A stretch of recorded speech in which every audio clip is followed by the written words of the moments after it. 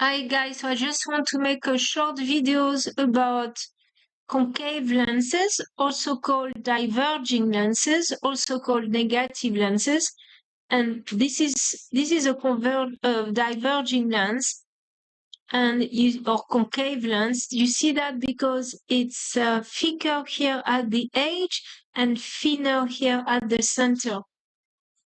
And it's used for people who are nearsighted.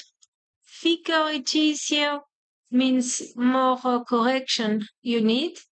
So if you look through them, okay, and you use the keyboards here as the object, you see that you get a virtual image. You see it's reduced, okay, and it's in between the object and the lens.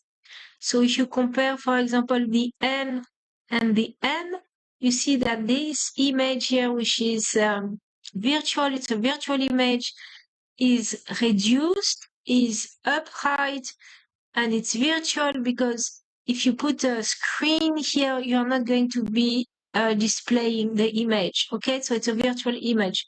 Now, if you compare, so the way we can find the focal length is just by comparing the size of the image to the size of the object, okay? So for example, of course, the object will be the N, and then here it's going to be smaller, but you can take that as a reference. If you get that distance here, half of that one, you know that it's going to be about at the focal distance, right? So you can measure the distance between here and there in centimeters. You convert that in meters. You take the reciprocal, and you get what they use in optometry. Opticians use. Okay, it's called the refractive power.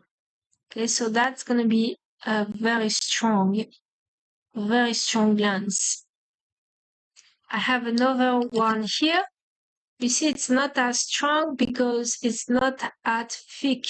It's not that thick here, but it's the same idea. You get a virtual image here. So the N that you see here is virtual, and you get the size. When you get the size, about half of this size, that's going to be the focal.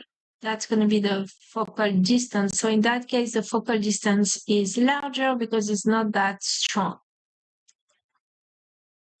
Now, if you look through those glasses at another object, and then you still see the image that will be virtual, upright, and reduced.